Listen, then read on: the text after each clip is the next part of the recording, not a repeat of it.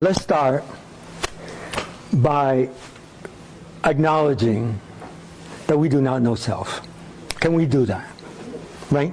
Because a lot of people cannot even start there. You know, we are so accustomed to believing to know self, right?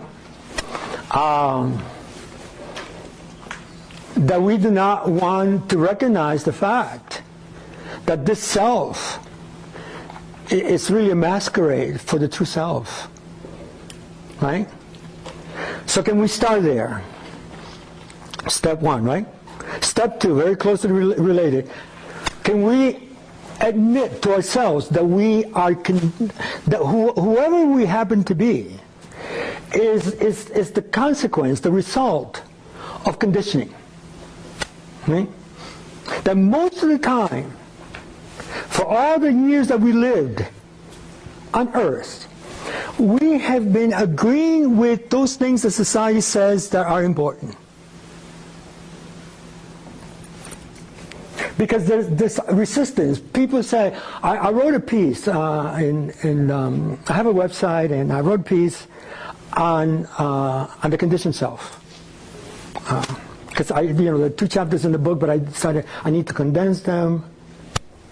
And a lot of the readers say, you know, I always played a major part in creating myself. I say, of course you did. But what were the options given to you for creating yourself? What were the ideas? Or where did the ideas come from to create yourself? So if we can admit to those 2 things and then realize that there has to be more in us than just that, right? Because you guys know, I mean, you go through your week, right?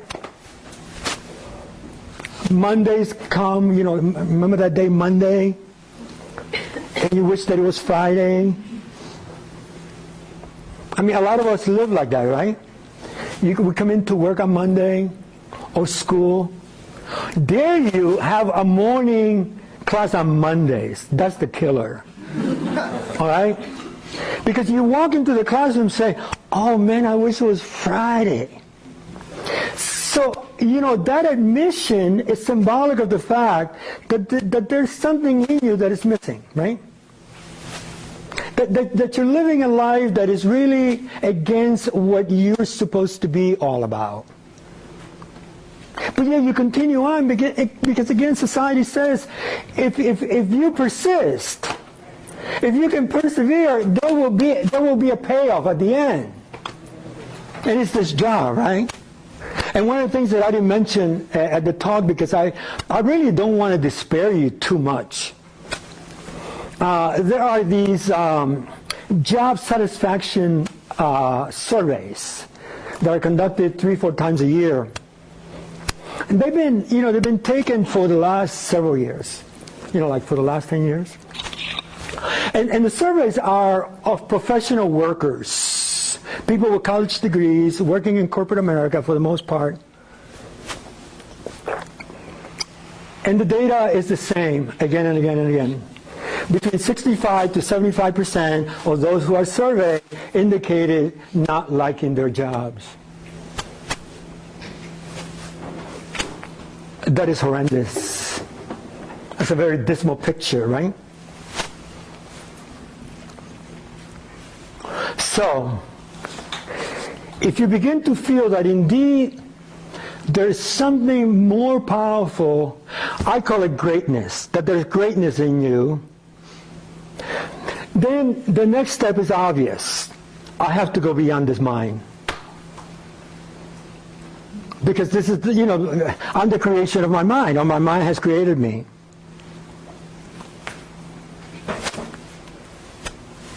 I have to transcend the mind, because the mind is leading you to where everyone is going. And that gets into the mechanical stuff. That gets into things of, well, how do we do that? How do we transcend the mind, right? And like for me, I rely on meditation, okay? And trying to quiet the mind, trying to silence the mind, because we have this mind that is forever going and talking, and it gets in the way, right? So, and once that happens, see, this is what the unknown. Everything happens, and you don't know. You know? Now, it takes a while. It takes a while to learn how to quiet your mind. And I do this with my students all the time. If you don't believe me, let's do it right now. Close your eyes and try to silence your mind. You can't do it. In my book,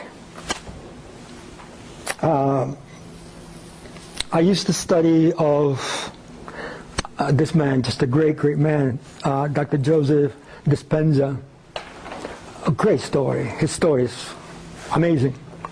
He says that we cannot hold the mind in silence for more than 6 seconds every minute. Because again, the mind is conditioned to be everywhere. And I don't want to talk about conspiracy theory, okay? But society gives us so much, Raquel. It gives us so much trivial stuff, right? Now, you know, women are the ultimate multitasker. Wow, really? Oh yeah, you do this and you do that all at the same time.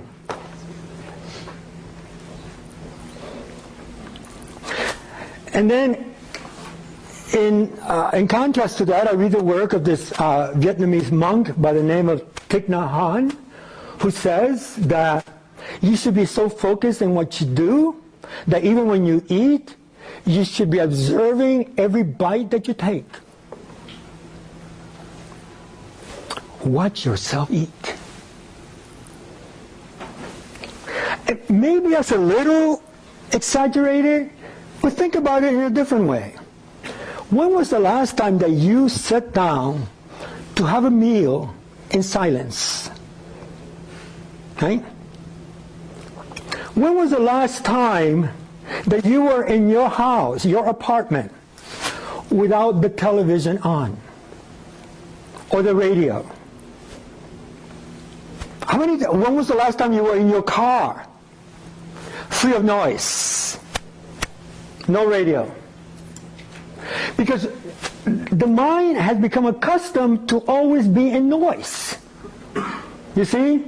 And as long as you are in noise, you cannot transcend it. You cannot go beyond it. It is controlling you. So that is the task that takes the longest time. Because now we have to redo stuff. And the older you are, the more difficult it becomes, right? You know, like someone like me, who just turned 35,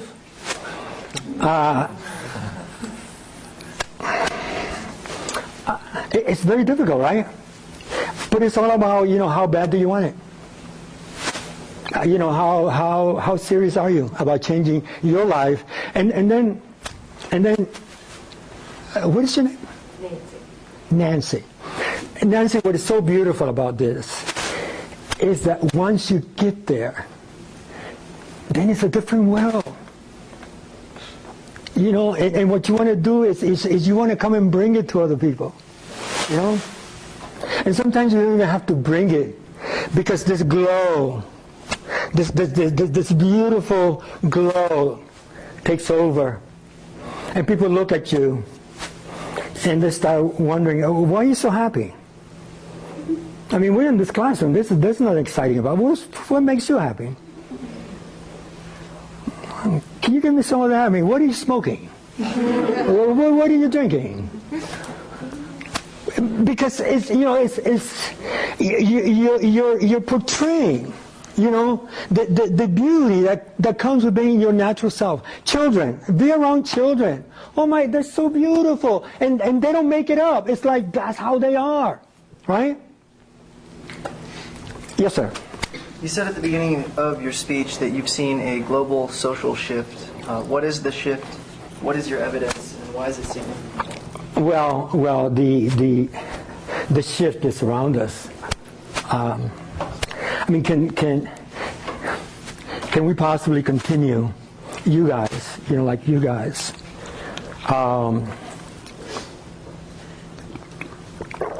You go to college to prepare for a job for which there's no job, right? What's going to happen to you? How many? And I go into that in one of my chapters. It's one of those things that, like, I don't like to read. It was one of the most difficult chapters for me to write. College students who are doing exactly what society tells them, and then there's no payoff at the end. In fact, it becomes a nightmare because the end becomes a manifestation of debt.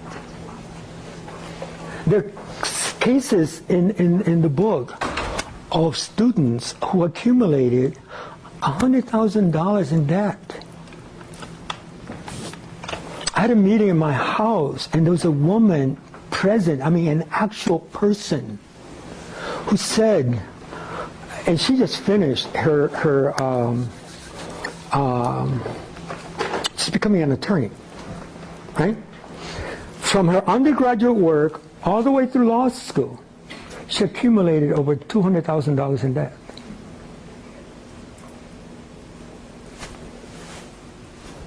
That's just part. That's just one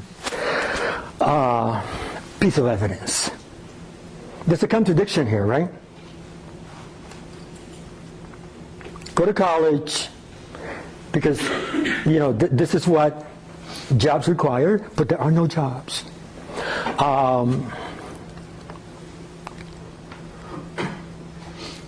You find that today, in our society, there are millions of children who go to bed hungry. Today. Here. I'm not talking about the third world, right? But here.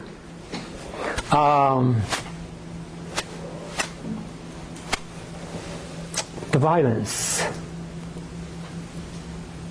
around which the world society lives itself is out of control. I was on the phone with one of my friends from Chicago a couple of weeks ago, and he told me that in the month of August, there were 49 young people who had died of street fighting in 1 month. I mean, you could create a shopping list of things that point to the fact that we cannot make changes. I don't want to get into politics.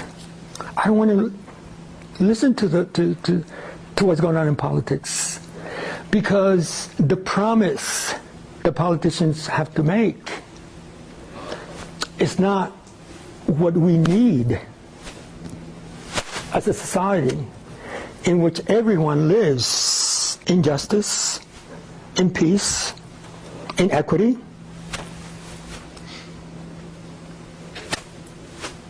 How can it be, Brittany,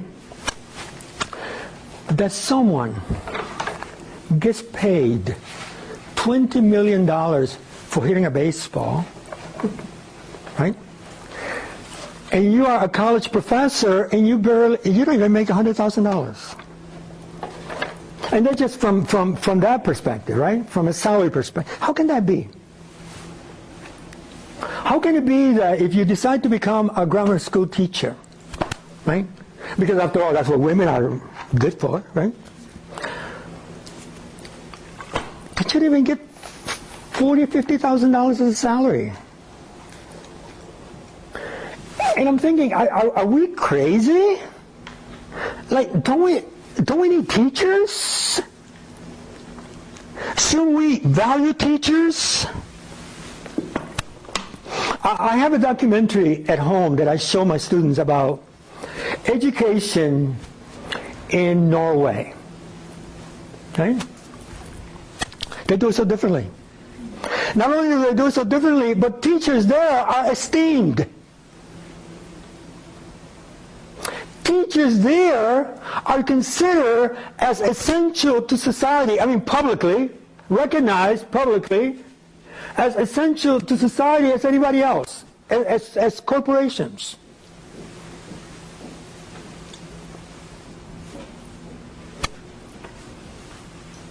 So, this shift is inevitable. It has begun to unfold. It will get here. And the question is, do you want to be left out, or do you want to participate? And you can only participate if you are part of what's coming, and what's coming is a very different world. It can no longer be about domination and control. We lived that. That's over, okay? We did that well. That's over. Columbus came. He was discovered by some Indians, although the story tells us that he discovered someone. And for the last 500 years, we have been dominating people, right? And now it's about cooperation, and it's about partnership. And those terms sound very essential, but they can only be meaningful if you feel them in you. They're not intellectual constructs. Those are feelings. Do you feel in your heart a sense of cooperation, a sense of partnership, to the point that when you and I are working, I don't think anything about, are you going to benefit more than me from whatever it is that we're doing? That is not cooperation, okay? We're going to engage in a partnership is with the understanding that we are all going to contribute the same, and we're not really thinking about greater payoffs for this or that or the other.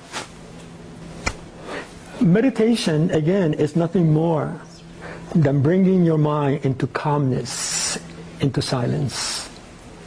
And there is no way of telling what happens when you get there. Okay? I have had, I go into a trance every once in a while, kind of lose it. When people say you lost your mind, that's essentially it. You kind of lose it. And there are times when I see things. And there are times when it's beautiful. It's like, sometimes I wake up at 4 o'clock in the morning, I can't sleep, so I meditate, and it's just like I'm sleeping. I know I'm awake. But what it does is to bring peacefulness. And that's what we need.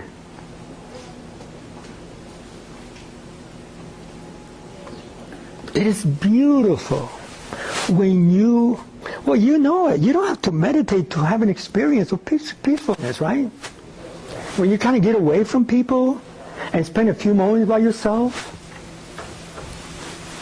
Isn't that beautiful? Right? Meditation takes you a little bit further because it really quiets you down. You got to calm down. You got to quiet down. If you want to see beyond what you see, you got to see through different eyes. What I tell my students is you don't really see through your eyes. You see through your mind. You see what your mind allows you to see. So what if you are able to see without your mind? Right?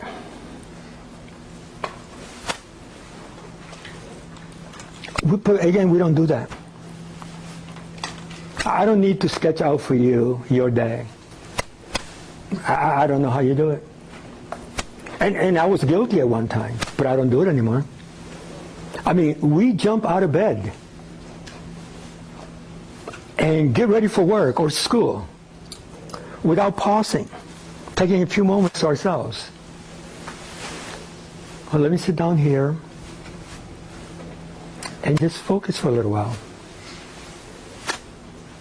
Plan my day. Let me sit here, kind of plan my day. We don't do that, right? And then at the end of the day, we come and we're still going, right? Sometimes we even forget to turn off the TV and we fall asleep with the TV on. And we wake up the next morning, you know, with these nightmares, and we wonder, well, why am I having all these nightmares?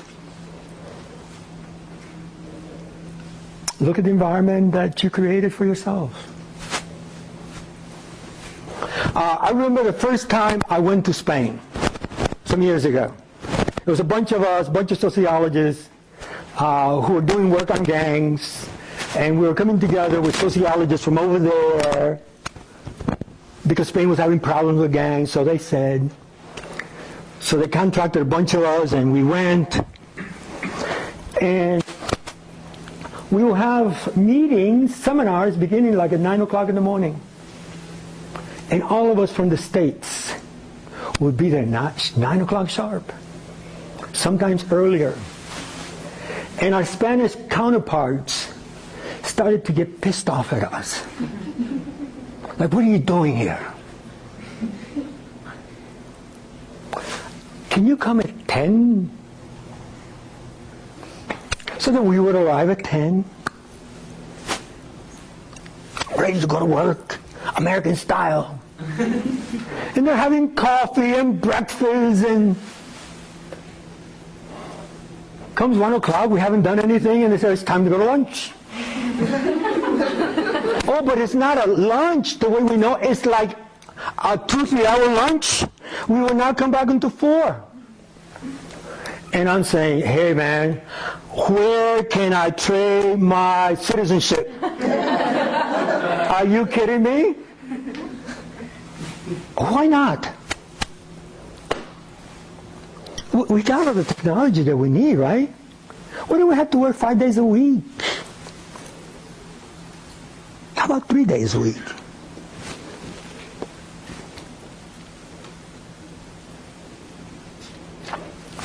We got to redo this thing. It's you have no clue. You have no clue how much pain and hurt exists in the world. You guys, I know that you're hurting. Doing a lot of things because you have to. And come weekends, and you know, I mean, my kids, they sleep forever. I'm saying, oh my God, it's 1 o'clock and you're still sleeping. Dad, I've been getting up at 5:30, you know. They get up at 5:30. And they have a 7:20 class. And I get up with them. Because I got to throw their instruments in my car and drive them, right? They're musical instruments. But then I get to take a nap during the day. They don't. We are going against our nature. I'm excited, by the way. I'm excited that we're having this conversation. I'm excited that people are reading my book. Dr. Brooks, I don't know if you know her. Her and I and another colleague from here are working on developing a program built around some of the things that I talked about, because we have to awaken you. You know, there's a great American writer. His name is Henry Thoreau. He wrote a book. Well, he wrote a poem. And in that poem, he said, the saddest thing, the saddest observation that you would want to contemplate. He said, most people die without ever hearing their song. That is so sad, right? You never got to know who you really are. Because you have followed. You have followed what society has told you without questioning it. And when you come in contact with someone like me who questions things, you call me whatever you want to call me. You don't appreciate things. You're anti-American, you're anti-this. No. I'm pro-humanity. Our humanity. Here's another thing. So I got to find a way of getting you inspired to read this work in total. But one of the things that I also talk about in the book is that science tells us that we only use 10% of our brain capacity. Do you know what that means? That all the other 90% is a possibility. It's fertile territory, right? Now imagine for a minute, if we use 10% of our brains and we have created the society in which created, what would we be like if we were using 20%? How about 50%? You know, I said in my talk that I don't watch television, and I don't. But a couple of years ago, there was a show that Felix Jr. convinced me that I needed to watch. It's called Heroes. Have you seen that? I loved it. Because that is a potential. Can you imagine? If we could use more than 10% of our brain capacity, our overall capacity is unlimited. There's enormous abundance in us and we're wasting it because we're not informed. Can you imagine? Levitating.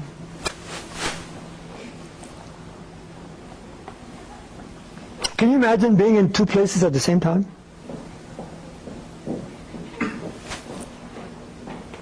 Yes, sir. You talk about, as a society, finding a new way together, but do you know of any social groups or community programs here in Jacksonville that benefit these causes? I don't know Jacksonville. I really don't. But here, what is your name? Joseph.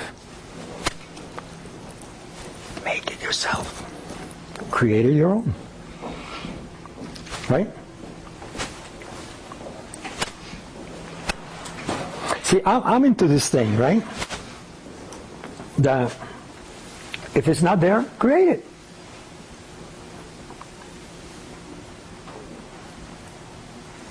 Right? If you finish, whenever it is that you're going to finish. Spring. Now? In the spring, yeah. Wow. Congratulations. All right. Hope you don't owe too much money. But, I'm just kidding. Okay, so let's say that things are not there for you. Make them. Why not? Why don't you create them?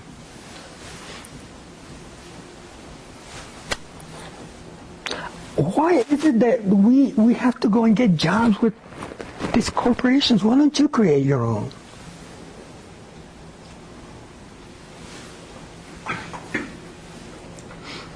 You know, I'm interested in doing this.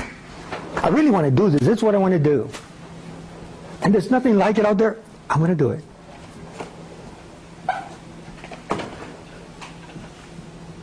My son takes trombone lessons with this guy who's phenomenal.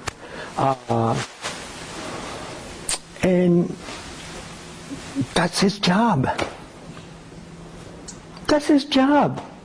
He tutors trombone players. And he does well. From his house, I got to drive Felix to take lessons. The guy does very well. Why not? Why not create the space yourself, right? If it's not there, or if it's there and it's not fulfilling, Do it and change it, right?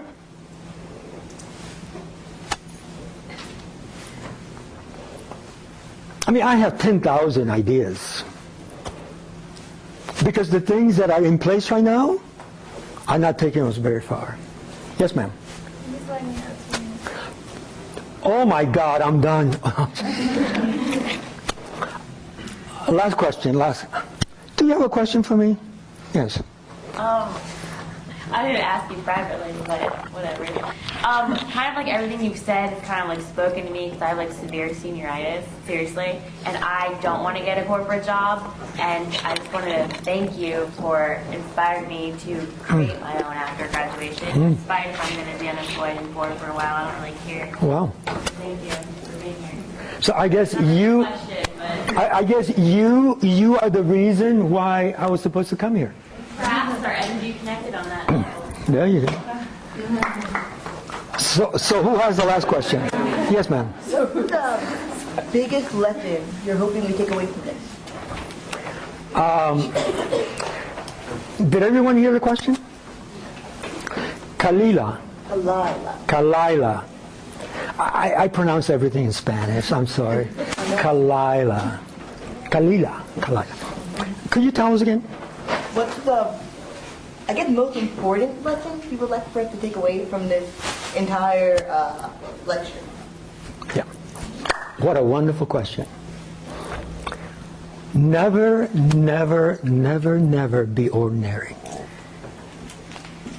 There is greatness in you. Your responsibility to you and to the world is to bring it forth and then give it to the world. Okay? Your greatness does not belong to you. It belongs to all of us. So you got to go in there and you got to find it. Whatever you happen to be right now, that's only partial. Okay? There's more in you. That's the message. There's greatness beyond your imagination, and the world needs it. Kalila. Thank you. Great question. Well, guys, thank you so much.